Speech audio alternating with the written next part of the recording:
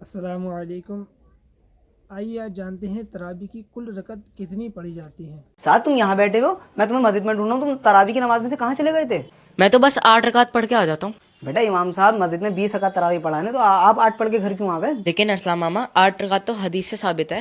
بالکل آپ صحیح کہہ رہے ہیں کہ 8 رکعت کا حدیث میں ذکر ہے، لیکن بیٹا وہ تہجد کی نماز ہے، وہ تراویح کی نماز نہیں ہے۔ حدیث کے الفاظ میں آپ غور کریں تب آپ کو پتہ چلے گا۔ آپ حضرت عائشہ سے سوال کیا کسی نے کہ بھائی اللہ کے نبی کتنی رکعت پڑھتے تھے، تو آپ فرماتی ہیں ما کان رسول اللہ صلی اللہ علیہ وسلم یزید فی رمضان ولا فی غیرہ علی 11 رکعت، کہ اللہ کے نبی رمضان میں اور رمضان کے علاوہ میں 11 رکعت سے زیادہ نہیں پڑھتے تھے۔ تو رمضان کے علاوہ کون سی نماز ہوگی جو آپ 11 رکعت پڑھ لیں؟ اس کا مطلب 8 رکعت تو تہجد کے پڑھتے تھے آپ، اور 8 کے ساتھ 3 رکعت جو پڑھتے تھے وہ وتر ہوتے تھے۔ رمضان میں بھی آپ کا یہ معمول تھا اور رمضان کے علاوہ میں بھی۔ تو یہ تہجد کے بارے میں بتا رہی ہیں، ہم تراویح کے بارے میں نہیں بتا رہی ہیں، ہم اسے تراویح سمجھ رہے ہیں۔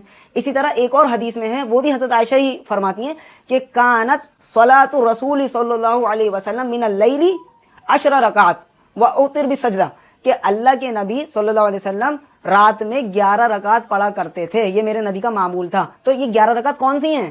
8 اس میں تہجد کی رکعتیں ہیں اور 3 وتر ہیں۔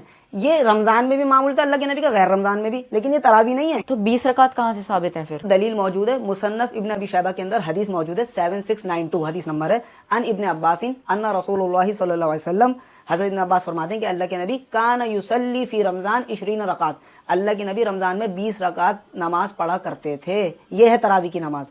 اور سب سے بڑی بات یہ ہم سوچیں کیسے ایک صحابی حکم دے سکتے ہیں جبکہ اللہ کے نبی نے 8 رکعت پڑھائی ہوں؟ کسی صحابی کی مجال نہیں کہ اللہ کے نبی تو 8 پڑھا کے چلے گئے اور وہ 20 کر دیں اسے، جبکہ حضرت علی کا قول موجود ہے مصنف ابن ابی شیبہ کے اندر، فرماتے ہیں ان علی امر رجلا یصلی بہم فی رمضان 20 رکعت، حضرت علی نے ایک شخص کو حکم دیا کہ وہ 20 رکعت تراویح کی نماز پڑھائے۔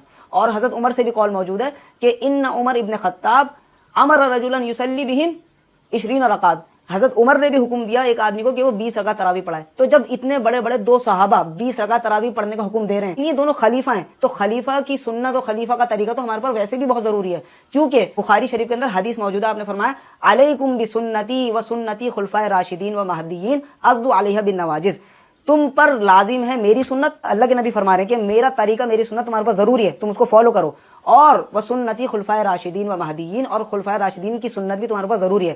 اور حضرت علی بھی خلیفہ ہیں اور حضرت عمر بھی خلیفہ ہیں، ان دونوں کا طریقہ بھی ہمارے اوپر ضروری اور لازم ہے۔ اور آپ نے فرمایا عضوا علیہا بالنواجذ، ان کو مضبوطی سے تھام لو، یعنی میری سنت کو اور ان کی سنت کو چھوڑنا مت۔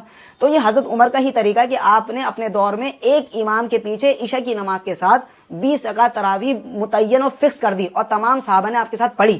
تو یہ کیسے ہو سکتا ہے